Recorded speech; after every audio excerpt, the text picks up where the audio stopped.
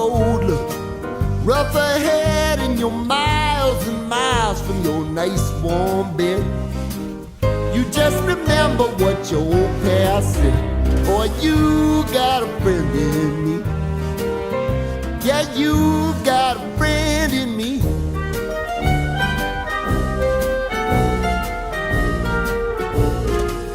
You got a friend in me. You got a friend in me. You got trouble, and I got them too. There isn't anything I wouldn't do for you. We stick together, see it through, 'cause you got a friend in me. You got a friend in me.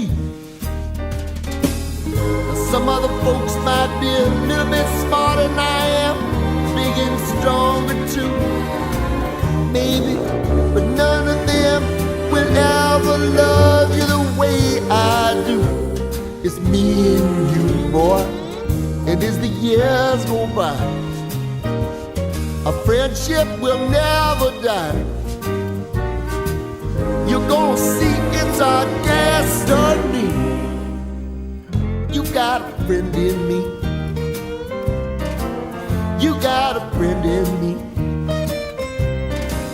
You got a friend in me.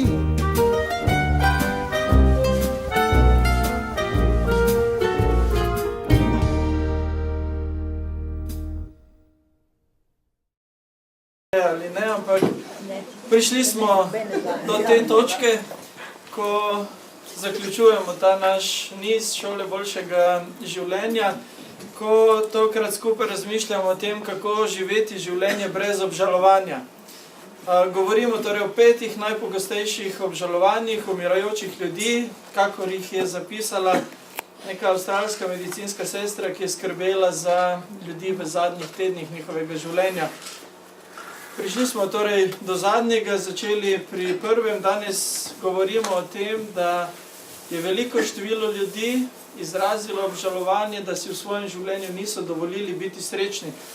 Morda to na nek način zveni malce nenavadno, kako si ne dovolimo biti srečni, če pa si vsi želimo biti srečni. Aj tako? Ampak vendarle ni tako zelo nenavadno, kot je videti na prvi pogled, kajti ko se malo poglobimo v tematiko sreče, pravzaprav ugotovimo, da sreča je odločitev, je izbira, je nekaj, za kar se odločimo, ne nekaj, kar se nam zgodi kot posledica nečesa. Tudi nocoj bomo govorili o tem in povedali nekoliko zanimivih podatkov, kako recimo konkretno znanstvene raziskave, ki so jih delali, in to na ne malem številu ljudi, potrjujejo to tezo, da je sreča izbira, odločitev, ne nekaj, kar pride kot posledica nečesa. In zato je seveda smiselno razmisliti tudi o tem zadnjem obžalovanju, da ga ne bi mi imeli ob koncu svojega življenja. Zakaj je ta tema pomembna, zakaj je sreča kot takšna pomembna? Seveda predvsem zato, ker to je dejstvo, srečni ljudje se bolje počutijo v življenju. Ne le na zdravstvenem področju, telesno, ampak na splošno. Imajo več od življenja. Več življenja užijejo, če lahko temu tako rečemo. In danes bomo dali prednost temu zdravstvenemu vidiku, torej boljšemu počutju, osredotočili se bomo na telesno in seveda povezavi s tem tudi na vsa ostala področja, ker rekli smo, da človek je vendarle celota in ga ne moramo razdeliti, razrezati, razparcelirati na neke manjše neodvisne enote, ki niso povezane med sabo, ampak imamo povezavo telesnega, duševnega, duhovnega, telesnega, čustvenega, umskega, lahko tudi rečemo. Zato predajam besedo gospe Lidiji Odrčič, ki nas bo popeljala v premišljevanje o najcenejšem zdravilu. Zdravilu, hvala. Dobar večer tudi z moje strani. No pa začnimo. V ozadju vseh naših čustev so hormoni. Nasmeh je naravni refleks, ki se pojavi na našem obrazu takrat, ko se v telesu izločajo hormoni sreče ali endorfini. Beseda endorfini je sestavljena iz dveh besed, endo in morfini. Endo pomeni notranji, a morfini so spojine, ki jih znamo kot zunanje spojine, nekaj, kar pričara dobro počutje, srečo, blaženstvo neke vrste, ljudje to uporabljajo kot mamila. Vendar naše telo, naš živčni sistem nenehno, dnevno, stalno tvori take spojine, ki jih mi nazivamo endorfini oziroma hormoni sreče. Kdaj se v življenju izloči največ endorfinov? Po porodu. Ker endorfini delujejo protibolečinsko in so vedno prisotni v stanjih sreče. In to je eno tako stanje, ko mamica mora premagati bolečino in začeti skrbeti za otroka. Nekaj, kar je neudobno, istočasno pa velik čustveni izziv in velika radost. Takrat je v ženskem telesu in nasplošno pri človeku največja koncentracija endorfinov nasplošno v življenju. Torej, nasmeh je prisoten velikokrat v našem življenju. Ni samo posledica spremljanja kakega humorja ali vica. Kdaj se lahko pojavi na našem obrazu? Ko smo v bližini ljubljene osebe. Imate v mislih kake zaljubljence? Kakšen je njihov izraz obraza? Oba nasmejana, se smehrata, vidi se na obrazu, se vidi radost. Kadar doživimo kakšno pohvalo ali kompliment, vedno jo spremlja tudi nasmeh. Kadar nam nekdo ponudi, postreže priljubljeno jed, sladico ali pijačo, kaka misel na nekaj lepega, kar smo včasih s kakimi prijatelji zaužili, tudi na obrazu nariše nasmeh. Kaj pa pri otrocih? Zadosti je, da jim obljubimo liziko in se že smejejo, lahko poskočijo, zaploskajo, kakorkoli, ampak že izražajo radost in veselje. Ko gledamo ko poslušamo priljubljeno glasbo, sliko, mogoče svoje albume, ali gledamo kakšen film, nekaj, kar nam je všeč, kar je za nas udobno, prijetno, nam ustvarja eno radost, takrat se vedno tudi malo nasmehnemo. Včasih pa tudi na svoj račun. Recimo, če se spomnimo nečesa, kar smo mogoče pozabili, ali najdemo nekaj, kar smo dolgo iskali, se tudi sami pri sebi nasmehnemo. In seveda, ko smo soočeni s kakim humorjem, takrat smo to fino na glas. Je pa razlika med nami in otroci, in to velika razlika. Nekdo je spremljal vedenje otrok in odraslih in opazil, da se otroci veliko večkrat nasmejijo kot mi odrasli. To so pol v nekih raziskavah preštevali in prišli do velikih cifer. Recimo 200 pri otrocih proti 12 pri odraslih.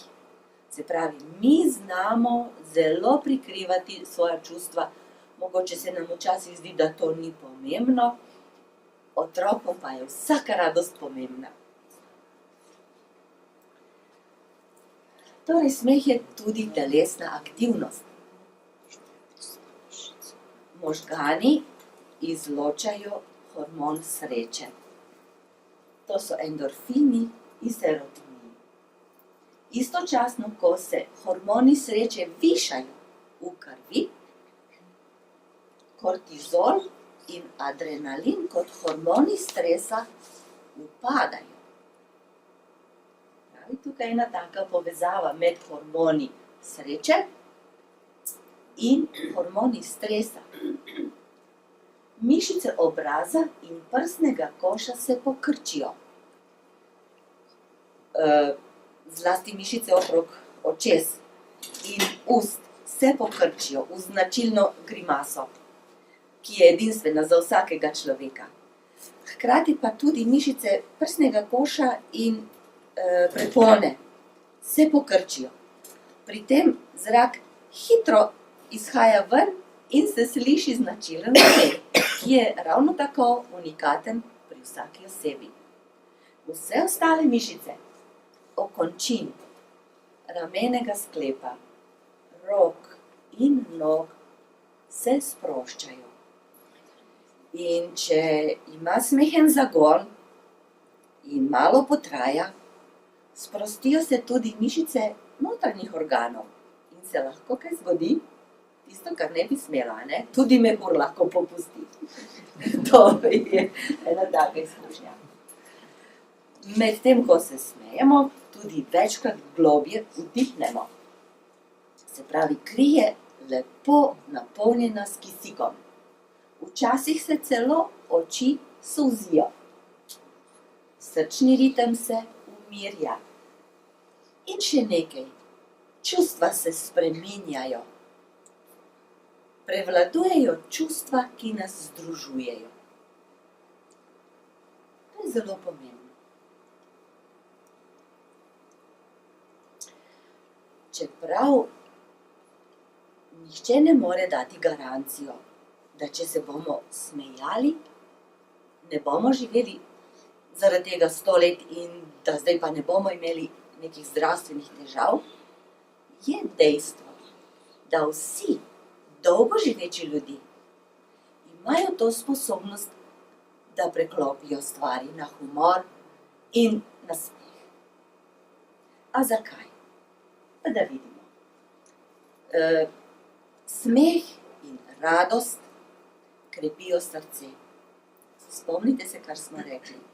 Strah, tesnoba, stres dvigujejo raven adrenalina in kortizola, stresnih hormonov, ki imajo negativen vpliv na srce in žilje. Ko pa si dovolimo biti radostni in se čemu nasmejemo, hormoni sreče zbijajo njihovo delovanje in premagujejo stresne situacije. Evo, potem smo tudi rekli par besed. Potem radost in smeh krepijo delovanje imunskega sistema.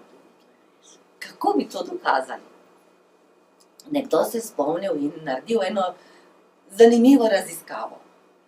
Se pravi, bila je neka skupina ljudi,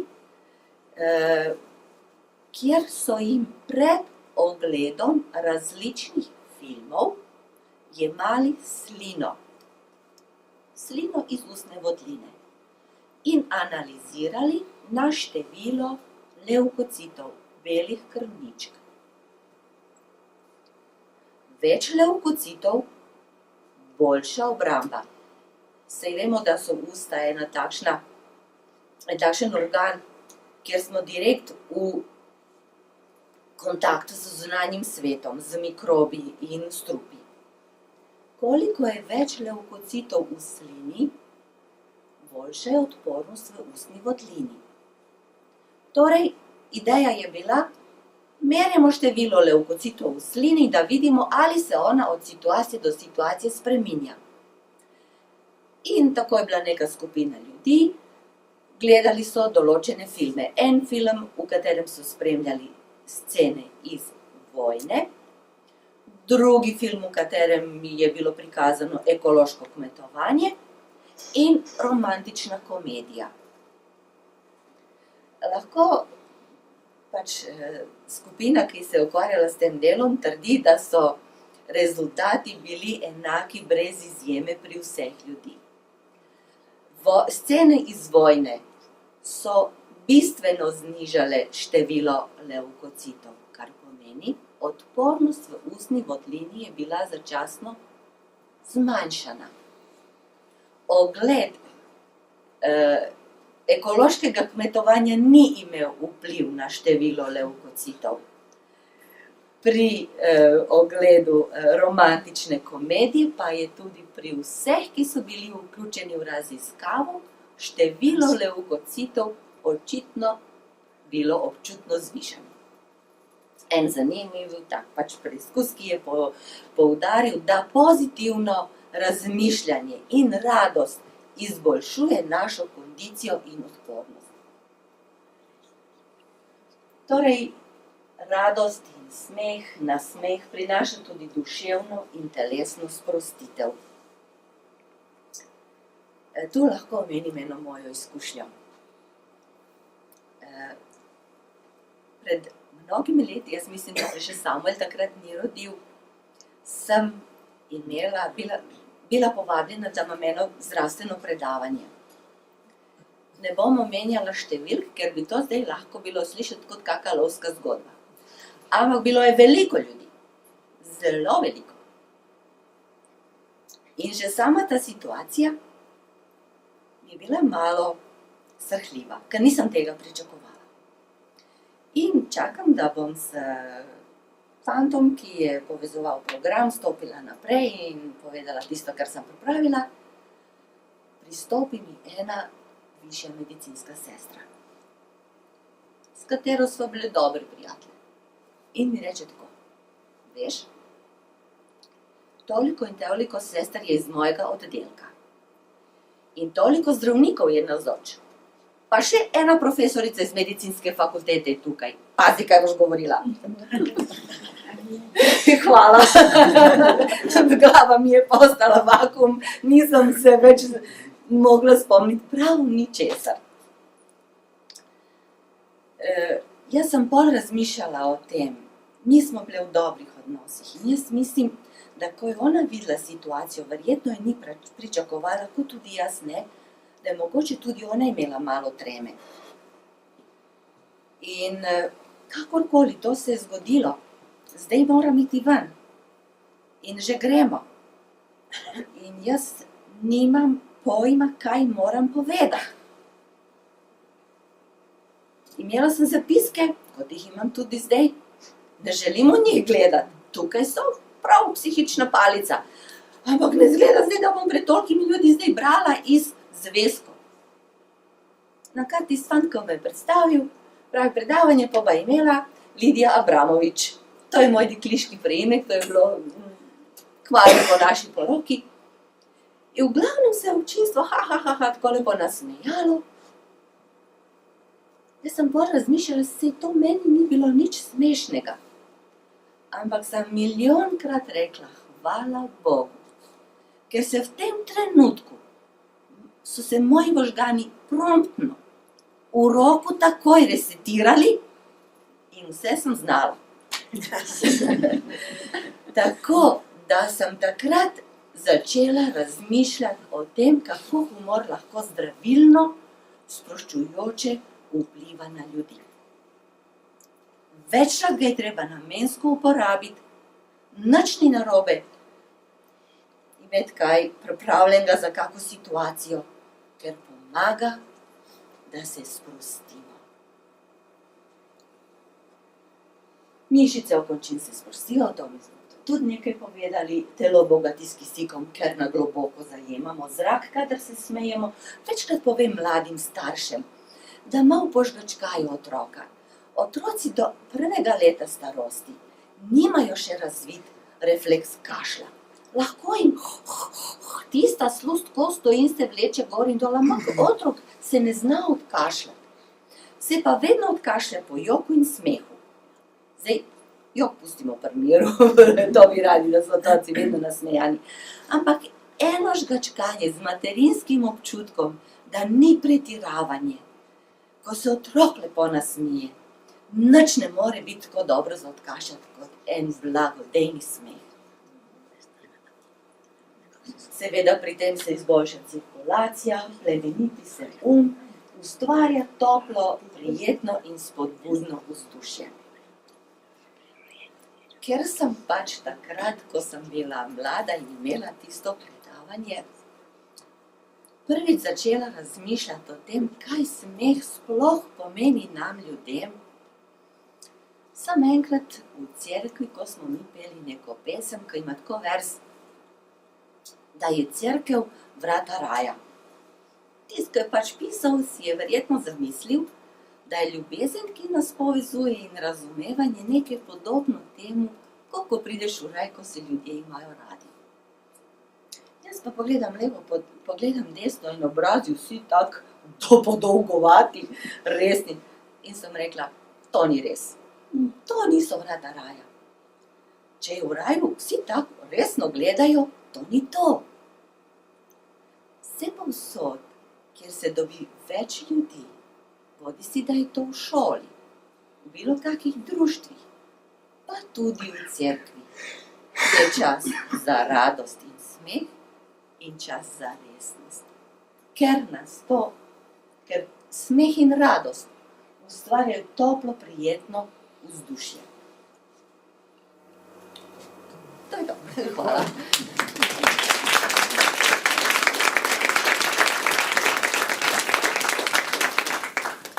Hvala lepa. Torej, smeh ustvarja boljše telesno počutje. Jaz imam eno podobno izkušnjo, kot je bila povedana tukaj. Kot študent sem začel nekako s svojimi javnimi nastopi na ta način, da sem prevajal določene govornike. In leta, mislim, da je to bilo 91 oziroma 92 pravzaprav, je prišel en govornik iz Anglije in imel en zelo zanimiv velik program v Ljubljani in takrat so mene povabili, da nekje na sredini sem skočil noter in nadomestil tistega prejšnjega prevajalca. In ko smo šla prvič pred to skupino ljudi, tam okrog, 300 slušateljev je bilo v dvorani, je seveda on kot izkušen govornik začutil mojo neko napetost, tremo in je rekel, te je strah, kaj? Smisel, kakšno vprašanje postavlja, zdaj seveda me je. Čisto logično. Je rekel, veš kaj, najboljše se bo znebil tega občutka strahu, treme na ta način, da se boš nasmejal. In potem smo se tam smo stala in se en drugemu, da rečem, smejala na nek način. In dejansko je delovalo zelo sproščeno, nekako tudi samozavestno se mi zdi, da sem šel takrat tja za ta govorniški oder in prevajal in bilo je dobro, tako so vse povedali tisti, ki so poslušali. Tako da deluje, dejansko deluje zadeva, kot smo slišali, čisto strokovno tudi povedano, praktično, izkustveno povedano, smeh, sreča, da rečemo, občutki, radosti prispevajo k boljšemu telesnemu počutju. In to je seveda nekaj, kar na nek način mogoče tudi pričakujemo ali si želimo. Ampak sreča kot taka ima še eno vrednost, lahko je rečemo dodana vrednost, čeprav niti ni dodana. Pravzaprav predstavlja nekaj, kar je ravno tako temeljno, kot je boljše telesno počutje. To je, srečni ljudje so bolj uspešni ljudje. Mi sicer velikokrat pomislimo v drugi smeri. Ko si uspešen, si srečen. Ampak, kot sem omenil, obstajajo določene raziskave, ki so pregledali, da rečemo, veliko število in drugih raziskav in podatkov, izvedli veliko število anket, kjer so merili občutke, torej sreče, zadovoljstva, radosti v življenju, pravzaprav ugotovili ravno to posledično povezavo. Da biti srečen pomeni posledično potem biti uspešen, ne obratno, kar velikokrat pričakujemo oziroma si zamišljamo. In če hočete prebrati nekaj več o raziskavah, ki govorijo o tem, bi vam priporočil eno knjigo, ki je nedolgo tega šla v slovenskem jeziku, ne vem, ali jo imate v knjižnici, že naslov je zelo zanimiv, 59 sekund. Avtor je en britanski psiholog, ki je povzemal različna področja in na povsem, bi rekel, praktičen način nekaj podobnega temu, kar bi rekli, obstaja niz knjig, verjetno poznate, različni vodiči za telebane se imenujejo. Take rumene knjigice, ki na zelo enostaven način poskušajo določene stvari povedati, ravno tako tudi on v tej knjigi predstavlja veliko tega, kar običajno mislimo, da vemo o življenju, ampak nam da eno povsem drugo perspektivo, na katero nismo navajeni, na neki način niti, ampak je tukaj in pravzaprav, ko se poglobimo v njo, vidimo, da deluje. In povzema ravno tako tudi te raziskave in pravi, to je tisto, kar pravzaprav vidimo, kar empirično opažamo, ko raziskujemo vedenje ljudi, njihov počutje. Se pravi, srečni ljudje so osebno in poklicno uspešni ljudje. Ne obratno, kot bi na nek način pričakovali. In če nadaljujemo tukaj z določenimi prednostmi srečnih ljudi, prej smo slišali nekaj o prednostih smeha, radosti na naše dobro telesno počutje, potem lahko tukaj omenimo to, da so seveda srečni ljudje bolj družabni ljudje in bolj nesebični, altruistično razpoloženi ljudje. In to tudi opažamo, verjetno. Verjetno smo vsi raje v družbi nasmejanih ljudi, a ne v družbi tistih z dolgimi obrazi, kot rečemo. Ampak preprosto, če vstopimo v nek prostor, kjer samo približno poznamo ljudi, pa iščemo neko družbo, bomo zelo verjetno gravitirali k nekomu, ki ima nasmeh na obrazu, kot pa nekomu, ki nas mrko gleda. Ne? Tako da preprosto to je to, kar pomeni, da ljudje, ki so nasmejani, ljudje, ki so smrečni, pozitivno, torej naravnani, ki imajo to držo sreče, radosti v življenju, so bolj družabni in tudi bolj nesebični ljudje. Kasneje bomo se še malo tudi dotaknili tega. Potem srečni ljudje imajo več naklonjenosti do sebe samih in do drugih ljudi. Se pravi, imajo boljšo sliko o sebi in seveda boljše mišljenje tudi o drugih ljudeh. Potem srečni ljudje imajo povečano zmožnost reševanja konfliktov. Lažje rešujejo konflikte. Konfliktom se ne rabimo izogibati v življenju. Ti preprosto pridejo velikokrat in niso nič katastrofalnega sami po sebi. Katastrofa lahko nastane, če jih ne znamo rešiti. Ampak če znamo konflikte razrešiti, potem seveda se iz tega nekaj naučimo in rastemo v odnosu, rastemo kot osebe. In seveda, če imamo to držo sreče, radosti v svojem življenju, potem konflikte veliko lažje rešujemo. Okrepljen imunski sistem, to smo slišali, tako da v to se jaz ne bi podajal, ker ni moje področje, ampak ko pogledamo te stvari skupaj in seveda, če bi pogledali še določene druge prednosti, ki bi jih lahko tukaj navajali, lahko rečemo, da srečni ljudje imajo bolj zadovoljujoče in uspešne odnose, zadovoljujočo kariero, karkoli že počnejo v tej svoji karieri in daljše in bolj zdravo življenje. Skratka, ko pogledamo na to, potem vidimo, da so zajeta vsa tista tri osnovna področja človekovega življenja. Se pravi, odnosno, čustveno področje, telesno področje in lahko rečemo tudi to umsko, duhovno, miselno področje v tem noter.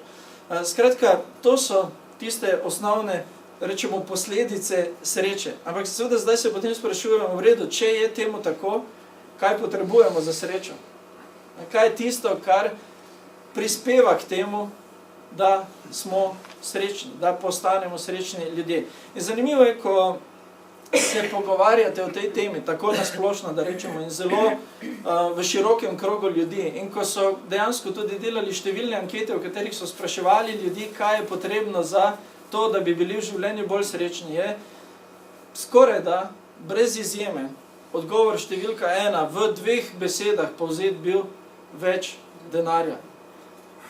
Ker če bom imel več denarja, potem bom srečen, ker ne bom rabil skrbeti za določene stvari in tako dalje. In skratka, stvari se vrtijo po neki taki logiki. Ljudje pričakujejo, da bo to prineslo razbremenitev seveda vseh tistih napetosti in vsakodnevnih skrbi, ki obstajajo v njihovem življenju v nekem trenutku in da bodo zaživeli bolj srečno življenje. Ampak vprašanje je seveda, ali je res temu tako. Ali lahko rečemo, ja, to je tisto, kar potrebujemo. Obstajajo določene raziskave, v katerih so spraševali ljudi, ki so zadeli na loteriji. Sicer en raziskovalec po imenu Philip Brickman se je lotil te raziskave v ameriški zvezni državi Illinois. Poiskal je s pomočjo seveda podatkov, ki so bili na voljo, vse, ki so zadeli glavni dobitek na loteriji v nekem obdobju časovnem in opravil z njimi določen intervju.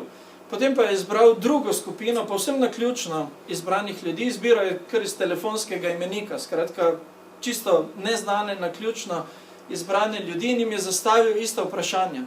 In vse je pravzaprav prosil, da ocenijo nivo svoje trenutne sreče, torej kako srečni so v tem trenutku v svojem življenju. Drugo vprašanje, ki jim ga je zastavil, je, da se vprašajo oziroma razmišljajo o tem, kako srečni pričakujejo, da bodo v prihodnosti, v nekem obdobju, ki je pred njim. In tretje vprašanje, koliko sreče jim prinesejo te stvari, ki jih mi imenujemo drobne stvari v življenju. Pogovor z nekom, ogled filma, srečanje prijatelja, ki ga že dolgo niste videli. Skratka, čisto take drobne, bi rekli, poceni stvari, ki nič veliko ne stanejo. Ta vprašanje zastavijo obema skupinama. In zanimiv je rezultat, ki ga je dobil, da ljudje v kontrolni skupini, torej tisti, ki niso zadeli na lotu, prinašajo preproste stvari v življenju bistveno več zadovoljstva.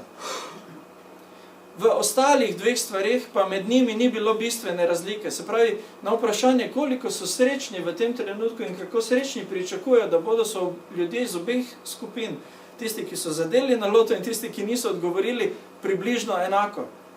Nobene bistvene razlike. Bistvena razlika se je pojavila pri tem zadnjem vprašanju, koliko sreče jim prinašajo drobne stvari v življenju. In seveda, tu obstaja določena logika, lahko rečemo, za vsem tem. Zakaj? Ker, kot je nekdo rekel, stvari, ki si jih želimo, ki postanejo v nekem trenutku bogatstvo, ali so bile videne kot bogatstvo, dojete kot bogatstvo včeraj, so danes nekaj povsem normalnega, vsakdanjega za nekoga in jutri lahko postanejo samo neko zadovoljstvo, sreče, radosti, navdušenja.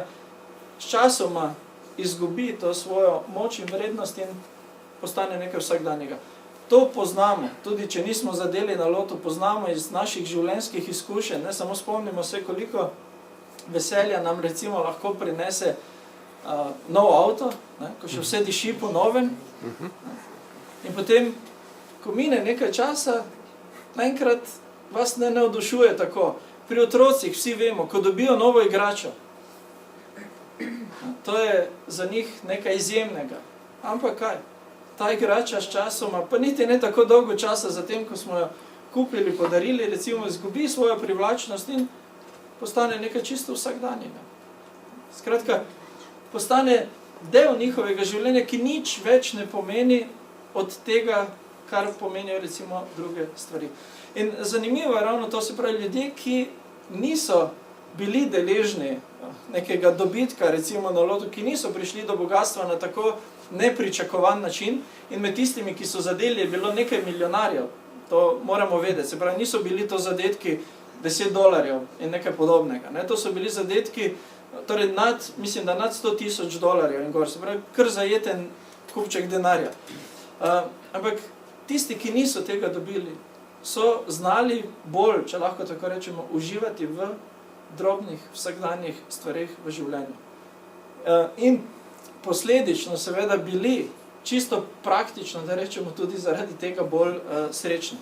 Seveda, če gremo zdaj malo na tisto drugo področje, ko ljudje ne zadenejo, ampak pridejo do nekega denarja, materialno, se pravi iz materialnega imetja s svojim delom, ali tu stvari se kaj razlikujejo med tistimi, ki imajo več in tistimi, ki imajo manj. Tudi tu obstajajo nedoločene raziskave, ki so primerjale nivo sreče in zadovoljstva z ljudmi v različnih državah, z različnim bruto domačim proizvodom.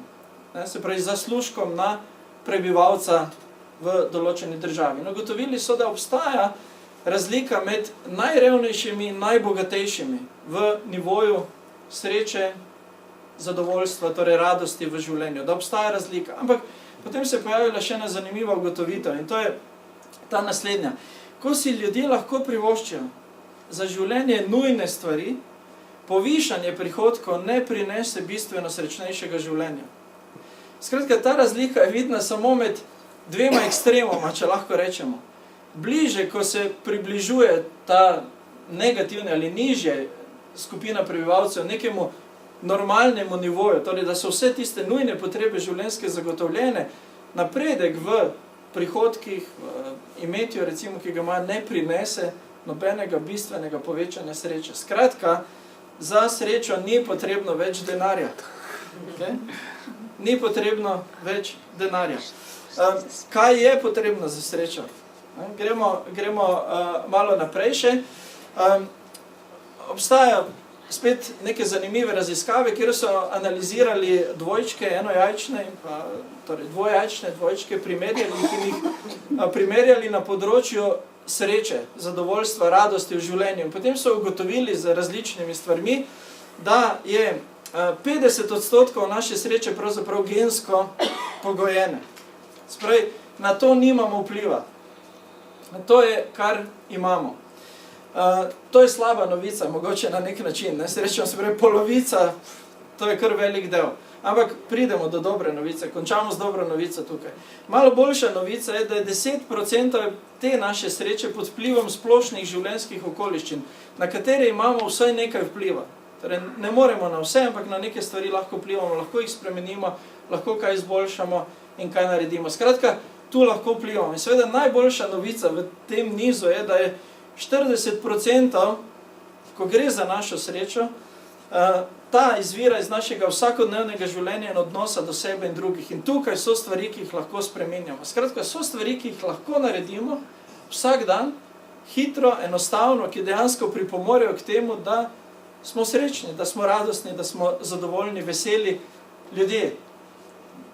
Ker na prvo smo rekli skupino, nimamo vpliva, na drugo določen vpliv, ampak teh 40% tukaj ni zanemarljivih. Ni nekaj nepomembnega. Skratka, lahko se nekaj spremeni, lahko nekaj naredimo. In kaj lahko naredimo? Nekaj čisto konkretnih in enostavnih stvari bomo povedali, ki jih lahko naredimo. Prva stvar, ki jo lahko naredimo za svojo srečo, je, da v življenju zavzamemo eno držo hvaležnosti. Ljudje, ki so hvaležni za stvari, ki jih imajo, so srečni ljudje. So zadovoljni ljudje, to vemo iz prakse, je tako. Ampak ta drža hvaležnosti je seveda zelo pomembna. In spet tukaj na tem področju, da ne gremo v podrobnosti, številne raziskave govorijo o tem in to potrjujejo. Delali so raziskave čisto spet preproste, 2 skupini ljudi, kjer so jih vprašali, zakaj so hvaležni eno skupino, druga skupina je bila kontrolna skupina, torej ki ni dobila nobenega posebnega vprašanja, ampak se recimo spraševalci pogovarjali čisto o vsakdanjem življenju, kaj se jim dogaja in podobne stvari. In ugotovili so, da po ničemer drugem razlikujejo se potem, da so eni bili spodbujeni in osredotočeni na to, da so izražali stvari, govorili o stvarih, zapisali tudi stvari, za katere so hvaležni. In ko so merili njihovo zadovoljstvo, njihov občutek sreče, so se ti izkazali za veliko bolj srečne, zadovoljne, radostne kot oni. Drugih razlik med njimi, torej, ki bi vplivali, nikakor ni bilo. Tako da drža hvaležnosti za stvari v našem življenju prispeva k temu, da smo srečni, da smo radostni, torej, da se tega zavedamo. Druga stvar je, da razmišljamo o svoji popolni prihodnosti. Kaj bi bilo, če bi bilo na nek način? Če ne bi bilo nobenih omejitev v našem življenju, kakšni bi bili, kako bi izgledala naša popolna prihodnost, ki si jo želimo. In preprosto osredotočanje na to nas ustvarja srečne, če lahko tako rečemo. Pomaga k temu. Čeprav nismo taki, še v tem trenutku, ampak preprosto odpira pred nami tudi posledično. Rekli smo, sreča prispeva k temu, da smo uspešnejši. In ko se bolje počutimo na ta način, preprosto pripravljeni smo narediti več. Recimo zanimivo, ugotovili so tudi to, na tem področju so med drugim, ne samo na tem, delali raziskave, da ljudje, recimo, ki so imeli težave s svojo telesno težnjo, so hoteli shujšati in so si zamišljali sebe, vitke in take, kot so jih pač hoteli, so imeli veliko manj težav, seveda za motivacijo, da so začeli nekaj delati na tem, kot tisti, ki se niso razmišljali o tem, pa so enako čutili potrebo. Skratka, to vemo, preprosto stvar na ta način deluje v življenju. Skratka, poleg drže hvaležnosti za stvari, ki jih imamo, za katere smo hvaležni, to naše razmišljanje o popolni prihodnosti ali o nas, če lahko tako rečemo, popolnih, dviguje v nas občutek te sreče, zadovoljstva. In potem še ena zanimiva stvar. Ugotovili so, da če nekomu napišemo kaj lepega, ljubečega, ljubeznivega, ali o nekom, ki ga imamo radi, razmišljamo, ampak ne samo razmišljamo, ampak to zapišemo dejansko tudi, da to povečuje občutke sreče v našem življenju. Skratka, če hočete biti srečni, napišite svojim otrokom možu, ženi, partnerju, partnerici, komorkoli, nekaj ljubečega in srečnega in počutili se boste bolj srečni, posledično, dejansko v tem. Skratka, to so stvari, ki jih potrebujemo v čisto osnovi, ki jih lahko naredimo. To je tistih 40%, ki jih lahko spreminjamo. Ne da obupujemo nad onimi 60 in rečemo, joj, ubogi mi, kaj se dogaja, ampak v teh 40 lahko recimo te 3 stvari čisto enostavne in kratke naredimo. Kako? Če poskušamo biti malo bolj praktični, če poskušamo ugotoviti, zakaj vse smo recimo lahko hvaležni in združiti nekako vsaj nekatere od teh pojmov v eno, potem imam en predlog za vas in ta predlog meni osebno se je zdel zelo zanimiv v knjigi, ki sem ga omenil, tudi zapisan. Noter, in sicer avtor pravi, če hočete biti srečni, pišite dnevnik. To za nekatere od nas ni neki izvir sreče, definitivno, ampak je rekel prav posebni dnevnik. Ne tisti, kaj ste jedli zjutraj, kaj ste razmišljali in podobno, ampak predlaga en posebni dnevnik. In sicer dnevnik, ki ga pišete 5 dni na teden, se pravi vikend si lahko vzamete za počitek, ne rabite, ne? Ampak 5 dni na teden. In pravi, ne rabite ga pisati celo svoje življenje. Pišite ga en teden, pa boste čutili občutke. Ko čutite, da se vaš nivo sreče zmanjšuje, začnite spet z drugimi stvarmi. In predlaga čisto preproste korake. Ne rabite papirja, lahko v svoj telefon, računalnik, kamorkoli hočete. In pravi, v ponedeljek napišite 3 stvari iz prejšnjega tedna, za katere ste hvaležni. Karkoli. Srečali ste nekoga, nekdo vas je pohvalil, dal vam kompliment, v službi se je zgodilo nekaj pozitivnega, karkoli. Napišite 3 stvari, za katere ste hvaležni. In so nedavne, ne pred 30 leti se je to zgodilo. Zdaj, tukaj, da ima to učinek. Pravi, torek pišite in razmišljate o izjemnih trenutkih, posebnih trenutkih, tu lahko greste dlje nazaj. O trenutkih, ko ste se počutili srečne. Mogoče je to bila, ne vem, matura, poroka, rojstvo otroka, kot smo slišali, karkoli. Opišite en tak trenutek. Ne skrbite za slovnico, nihče drug ne bo to bral. Ni za nikogar drugega, samo za vas. Ampak opišite tak trenutek. In enostavno, seveda, logika je jasna za vsem tem, ko to opisujete, dejansko kaj? Podoživljate tisto situacijo. In ko podoživljate tisto situacijo, se v nas dogaja vse tiste fizične spremembe, kot da bi gledali film, recimo, ali brali neko knjigo, ko to znova podoživljamo, beremo in se nekako vživljamo v to in hormoni sreče in vse ostalo, kar smo slišali, začne opravljati svojo nalogo. V sredo osredotočite se na prihodnost, to je tisto popolna prihodnost, ki je. Kakšna je tista popolna prihodnost, željena, osupljiva, in sploh prihodnost, ki si jo želite, po kateri hrepenite. Spet jo opišite, spet nobene skrbi za slovnico, velike, male začetnice, vejice, samo pišite tisto, kar pač mislite. V četrtek napišite nekaj kratkega nekomu, kjer bi rekli, dragi, draga, ne? Komorkoli, za kogar lahko uporabite to in preprosto poveste, koliko vam ta oseba, kaj vam ta oseba recimo v življenju pomeni, kaj je tisto, kar v vaše življenje prinaša, zakaj jo imate radi, zakaj se v njeni družbi počutite dobro, ne vem, karkoli pač hočete. Skratka, napišete nekaj takega in potem zadnji dan pogledate nazaj na teden, ki je za vami in napišete 3 stvari iz prejšnjega tedna, torej tedna, ki je tekoči in največ 7 dni nazaj lahko greste, se pravi vikend je še dovoljen prejšnje, ne, ki so vas osrečili. In enostavno, izkustveno, lahko tudi rečem, ko se osredotočite na te stvari, perspektiva, ki jo imate v življenju, se začne spreminjati. Problemi ne izginejo, da se razumemo, še vedno so tukaj. Še vedno je treba plačati položnice, še vedno je treba prenašati tega ali onega, ne, in drugi morajo prenašati tudi nas, ampak enostavno drugače pristopate k vsemu temu. In vse tisto, kar smo prej rekli, se začne dogajati kot nek proces v nas. Če učinek zbledi, nova doza, dnevnik, 5 dni in vam lahko pomaga. In to vam ne vzame veliko časa, ne rabite napisati knjigo na vsako od teh tem. Ne?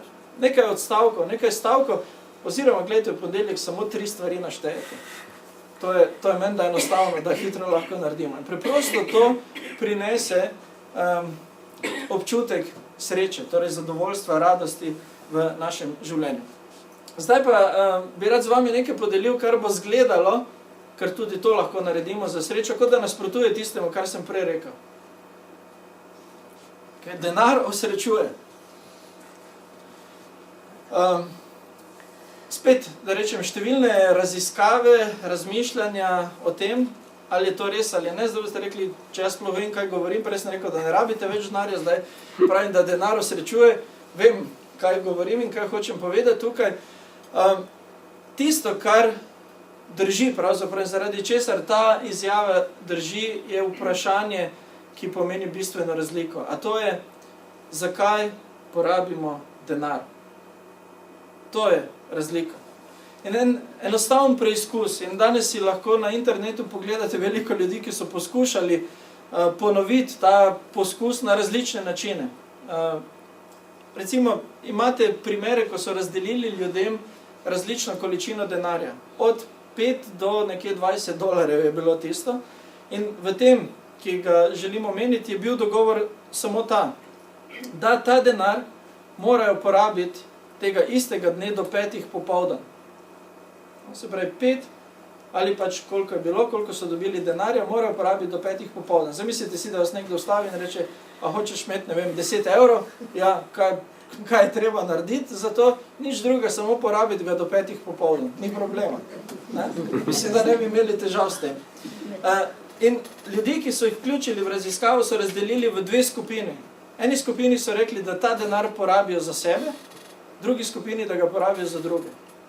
In potem o 5 popoldan, to je bila neka obveza, so morali priti nazaj, ne, in povedati, zakaj so ga porabili, in dejansko so potem vprašali vse te ljudi, seveda na primeren način, kako so se pri tem počutili, koliko so zdaj srečni ob 5 in nekaj popoldan, ko so o tem govorili.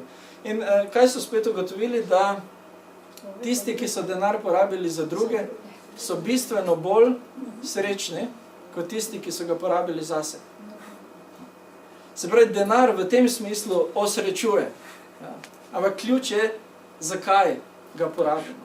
In potem so delali čisto fiziološke tudi raziskave, ko so delali sken možganov in ljudem govorili različne stvari o denarju in jim kazali različne podobne, so videli, da se možgani aktivirajo na različne načine, preprosto, ko je spet ta razlika izpostavljena. Ali je denar porabljen, torej v nekem dobrodelnem smislu, bodi si da osebno sami to naredijo, ali da nekdo drugi v njihovem imenu z njihovim denarjem, ali pa je porabljen za nekaj drugega. Skratka, denar osrečuje, ampak samo, ko ga porabljamo za druge. In to ne rabijo biti velike vsote, da se razumemo. Tih 5 ali pa do $20 tudi ne vem, kako izjemna vsota, ki so recimo morali porabljati pri tem. Skratka, lahko gre za nekaj majhnega. In če želimo biti srečni, potem na tem področju mogoče nekaj čisto kratkih nasvetov. Kupujte doživetja, ne stvari. O tem smo že enkrat govorili, tukaj smo govorili o darilih in stvarih, ki res kaj pomenijo v življenju, ampak tisto, kar osrečuje, zadovoljuje, so stvari, ki jih doživimo. Tega se spominjamo. Rekli smo, stvari, ki jih kupimo, postanejo hitro del nekako vsakdanjega. Tisti novi aparat, karkoli že, lahko je to računalnik, fotoaparat ali pa blender, če hočete. Sploh ni pomembno. Nekaj, kar je izjemno, kar nas je navdušilo ob nakupu, hitro izveni, izgubi svojo privlačnost. Ampak samo pomislite, koliko se spominjamo recimo nekih doživetij, ki smo jih doživeli za nekom. Ali pa smo sami bili, čisto tudi to je možno. Skratka, če hočemo svojo porabo denarja prispevati nekaj k naši sreči, potem, kadar kupujemo, razmišljamo o tem, da kupujemo doživetje, ne stvari kot take.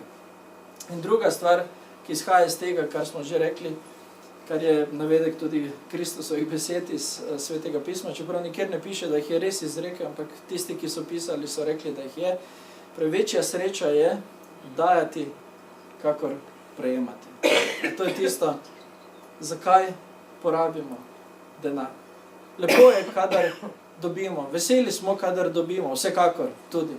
Ampak veliko krat to slišimo, pogosto, če ne vedno, je skoraj da bolj vesel tisti, ki je dal, kot tisti, ki je dobil.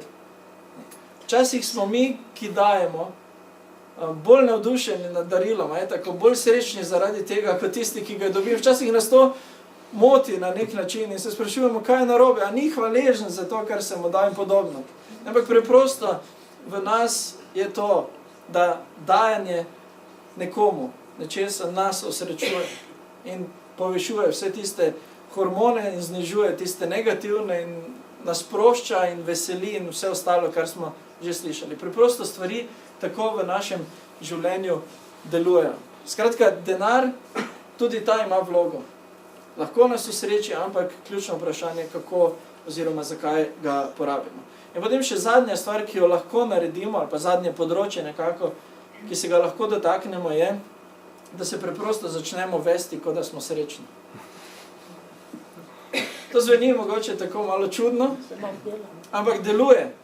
Ste slišali prej o smehu in hormoni, kaj se dogaja v nas. Začnemo se smejati in reakcija se začne dogajati. Se pravi, smeh je prva stvar. Preprosto nasmejte se, če hočete biti srečni, nasmejte se, ampak poskušajte ta smeh zadržati malo več kot samo tako. Ne?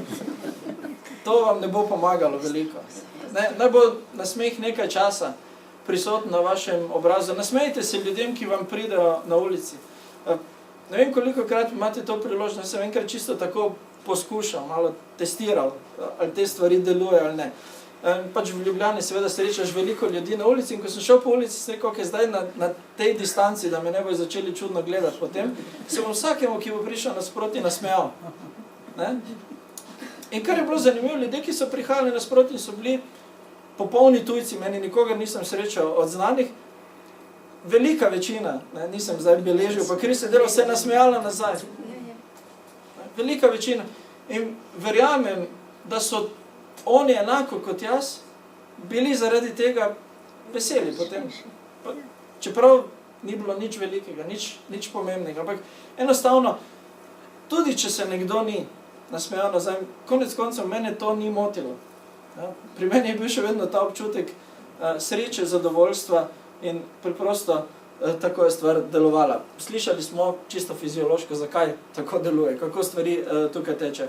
Potem naslednja stvar, ki jo lahko naredimo, da se začnemo vesti kot srečni, kar je zanimivo, sedimo vzravnano.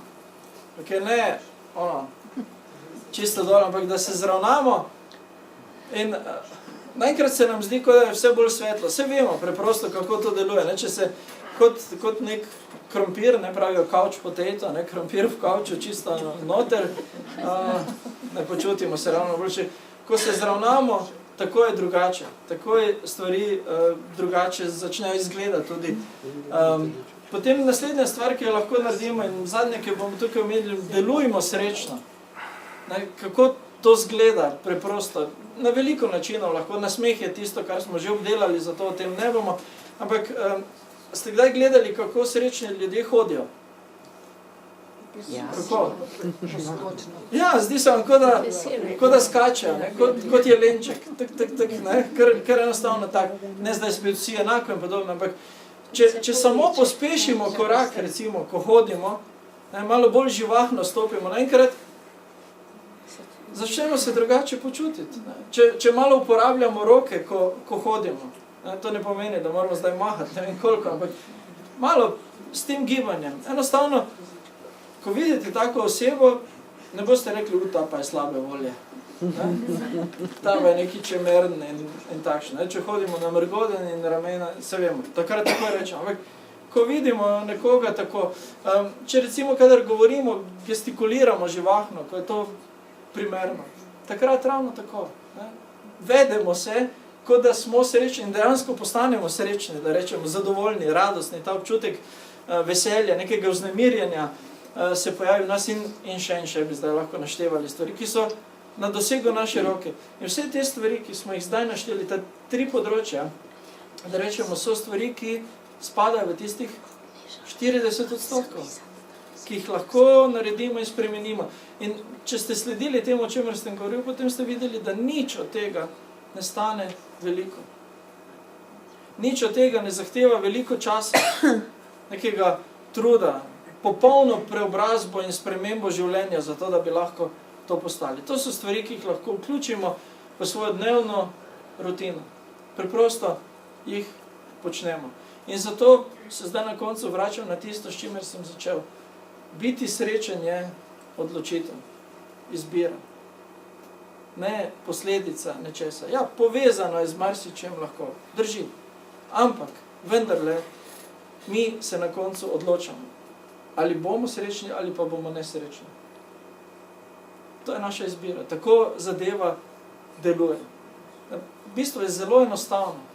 In če samo pomislimo na to, da je veliko ljudi, torej, s katerimi smo začeli ta naš niz predavanj, pravzaprav obžalovalo to, da tega niso naredili, potem mislim, da je nekaj na tem, da se za hip ustavimo in se rečemo, a bom na koncu svojega življenja obžaloval ali obžalovala to, da si nisem dovolil biti srečen, ali pa si bom zdaj dovolil in se zdaj odločil, da bom in bom nekaj naredil na tem. Jaz na koncu ne bi rad obžaloval, da si tega nisem dovolil, ker dovolj je stvari, ki jih verjetno bom, tako kot vsi mi.